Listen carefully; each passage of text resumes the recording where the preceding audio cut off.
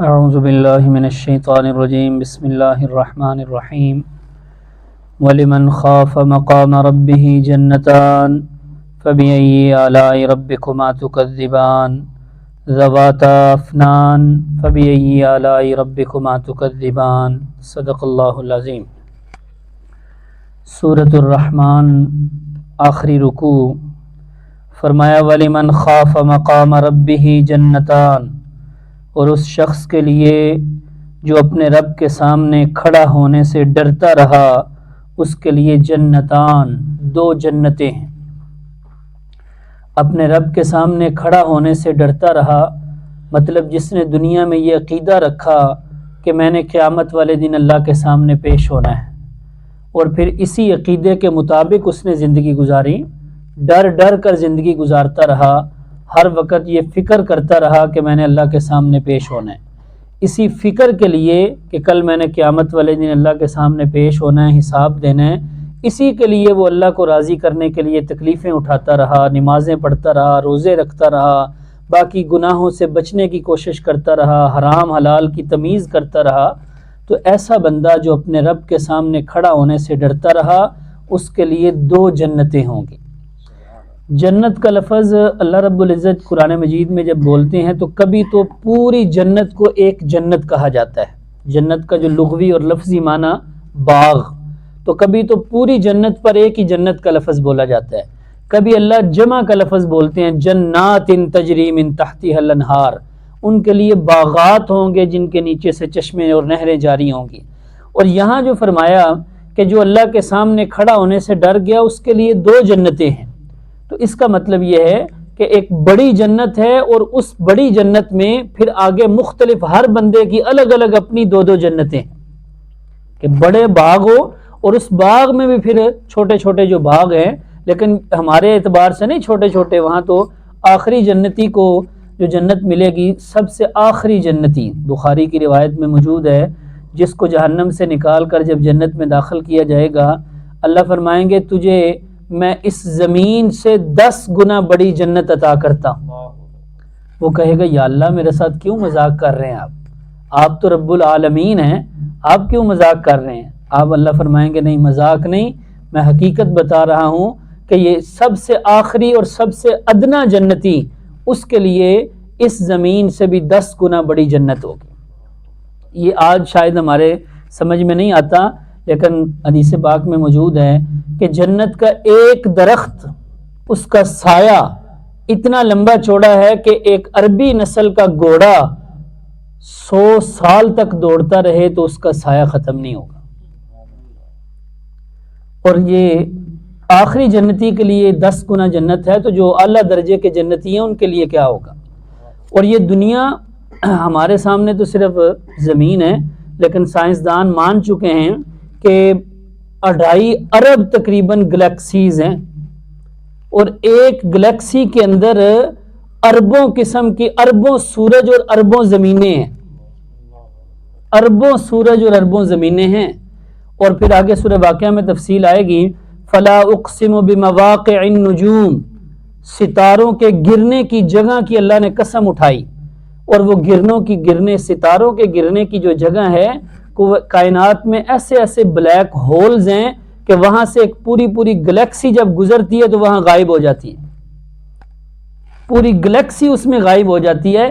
ایسے ایسے اس کے اندر کائنات کے اندر ان کو بلیک ہولز کہا جاتا ہے، اور وہ اس کی اللہ نے قسم اٹھائی کہ ستاروں کے گرنے کی جگہ کی میں قسم اٹھا کر کہتا ہوں کہ یہ قرآن بڑی عظیم کتاب ہے۔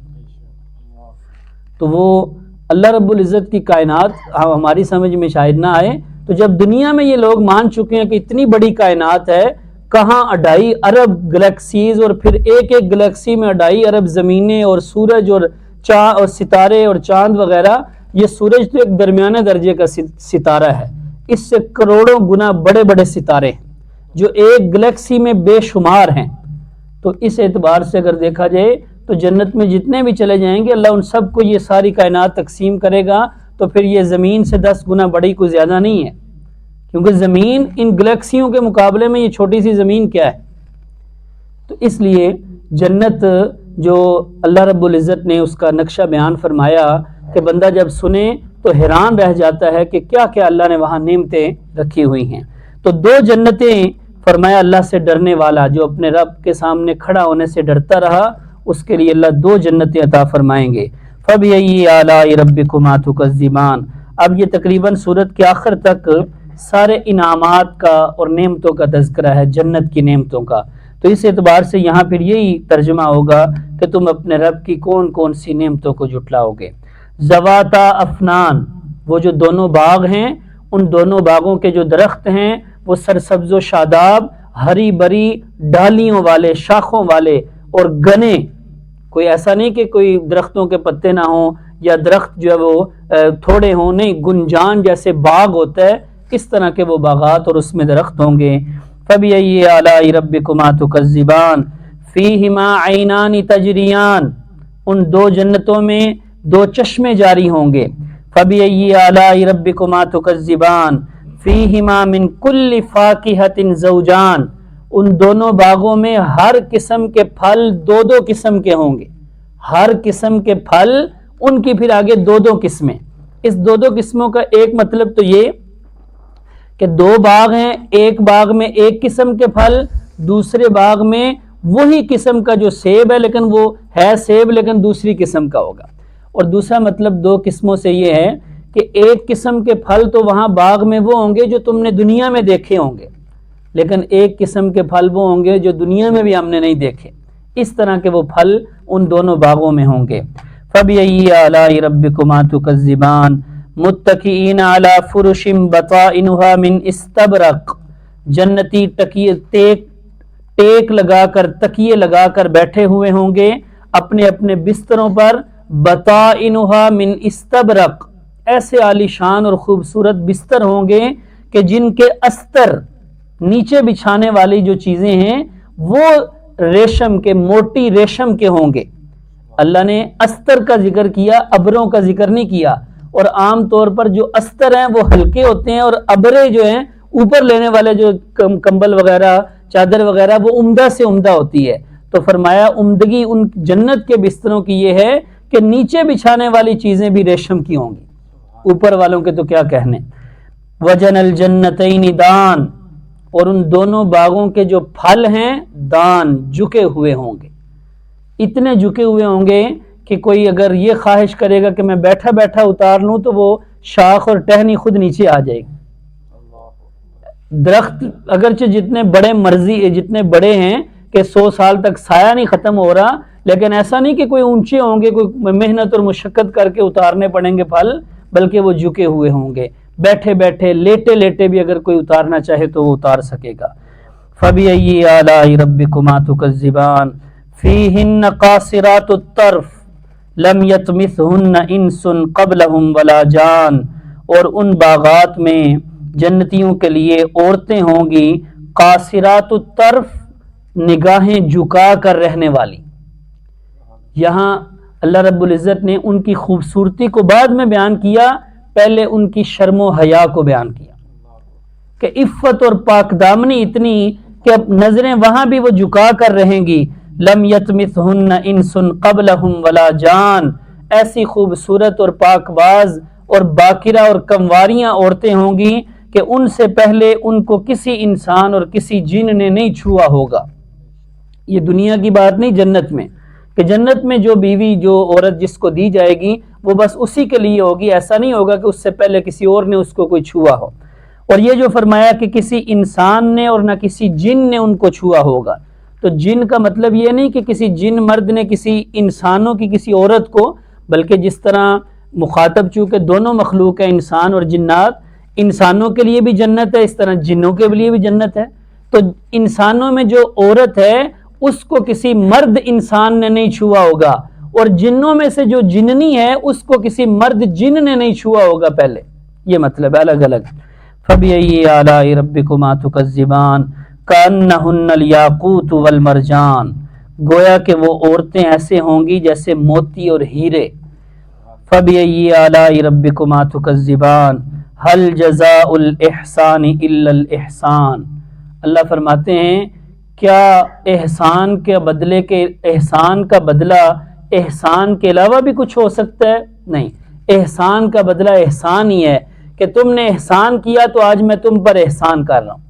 حالانکہ ہم نے جو نیکیاں کی یہ کوئی ہم اللہ پر احسان نہیں کر رہے، لیکن اللہ چونکہ بڑا قدردان ہے، اللہ ہماری نیکیاں جس کا فائدہ بھی ہمیں ہونا ہے، اللہ اس کو بھی ان لفظوں سے تعبیر فرما رہے ہیں کہ تم نے میرے ساتھ اچھا سلوک کیا تو اب میں بھی جنت میں تمہارے ساتھ اس طرح کروں گا. یعنی اللہ اتنی قدر فرما رہے ہیں کہ تم نے میرے ساتھ نیکی کی ہے تو اب نیکی کا بدلہ نیکی کے علاوہ اور کیا ہو سکتا ہے. هل جزاء الاحسان الا الاحسان فبأي آلاء ربكما تكذبان ومن دونهما جنتان. ان دو باغوں کے علاوہ دو باغ اور ہوں گے. یہ من دونہما کا ایک معنی تو دون کا جو لفظ آتا ہے یہ کبھی تو آتا ہے جیسے من دون اللہ، اللہ کے سوا. وہ لوگ جو اللہ کو چھوڑ کر کسی اور کو پکارتے ہیں وہاں لفظ بولتے ہیں اللہ من دونہی، من دون اللہ، تو وہاں اس کا معنی ہوتا ہے اللہ کے سوا. اور ایک دونا کا معنی ہوتا ہے نیچے، نیچے کے لفظ کے لیے بھی دونا کا لفظ بولا جاتا ہے. تو اگر یہ نیچے والا معنی ہو تو اس وقت مراد یہ ہوگا کہ ہر جنتی کے لیے دو باغ اوپر ہوں گے اور دو باغ نیچے ہوں گے. وَمِن دُونِهِمَا جَنَّتَانِ، ان دو باغوں کے نیچے بھی دو باغ ہوں گے. اور دوسرا مطلب دونا کا ایک معنی ہوتا ہے مرتبے کے لحاظ سے نیچے، مرتبے کے لحاظ سے، یعنی معنی وہی نیچے والا لیکن مرتبے کے لحاظ سے نیچے. تو مرتبے کے لحاظ سے نیچے اگر ہو تو پھر اس کا مطلب یہ ہوگا کہ آگے سورہ واقعہ میں تفصیل آ رہی ہے کہ جو جنتی ہیں ان کے دو گروہ ہوں گے، ایک المقربون السابقون السابقون اولئک المقربون، اور ایک عام جنتی اصحاب الیمین. تو یہاں جن پہلے دو باغوں کا تذکرہ ہے اس سے مراد ہے جو مقربین ہیں، جو اللہ کے قریب لوگ ہوں گے ان کے لیے عالی شان دو باغات ہوں گے. اور جو عام جنتی ہیں ان کے لیے ذرا ان باغوں سے تھوڑی نعمتوں والا، ان باغوں میں نعمتیں زیادہ ہوں گی کیونکہ ان کا مرتبہ اور درجہ زیادہ ہے. اور جن کا درجہ ذرا کم ہوگا ان کے لیے بھی دو باغ ہوں گے لیکن ان میں نعمتیں ان کی بنسبت ذرا کم ہوں گی. ویسے تو جنت کے جو درجات ہیں نبی پاک صلی اللہ علیہ وسلم نے فرمایا نیچے درجے والے جنت میں اوپر درجے والوں کو اس طرح دیکھیں گے جیسے ہم ستاروں کو دیکھتے ہیں. اتنا فاصلہ اور اتنا فرق، اور وہ ایک ایک نیکی کی وجہ سے درجہ بدل رہا ہے. ایک نیکی اس کی اوپر والے کی زیادہ تھی، اسی لیے جیسے حدیث پاک میں آتا ہے جنتی جنت میں جا کر صرف اسی بات پہ افسوس کرے گا کہ کاش میں نے دنیا میں ایک دفعہ سبحان اللہ اور کہہ لیا ہوتا تو میرا درجہ آج ایک اور بڑھ جاتا. اتنے اللہ رب العزت قدردان ہیں کہ ایک مرتبہ سبحان اللہ کہنے پر اللہ جنت کے درجات بڑھا دیتا ہے. وَمِن دُونِهِمَا جَنَّتَانِ، ان دو باغوں کے علاوہ بھی دو اور باغ ہیں. فَبِأَيِّ آلَاءِ رَبِّكُمَا تُكَذِّبَانِ مُدْهَامَّتَانِ، وہ دو باغ بھی سرسبز و شاداب، اتنے سرسبز و شاداب ہیں گویا کہ وہ تھوڑے سے سیاہی کی طرف مائل ہو گئے. جب زیادہ سبزہ ہونا تو دور سے بندہ دیکھے تو وہاں سیاہی نظر آتی ہے، ایسے لگتا ہے جیسے سیاہ ہے.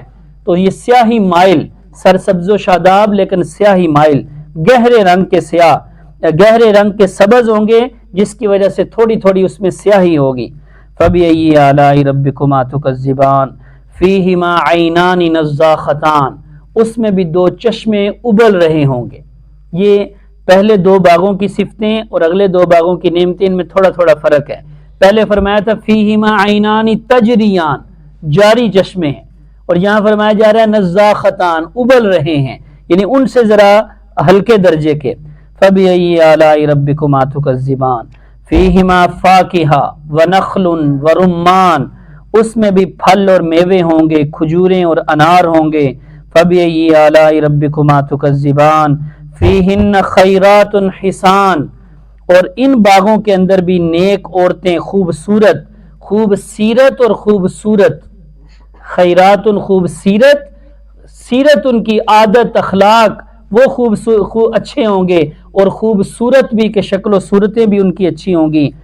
جنتی جو عورتیں ہیں وہ حوروں سے بھی زیادہ خوبصورت ہوں گی. کیوں؟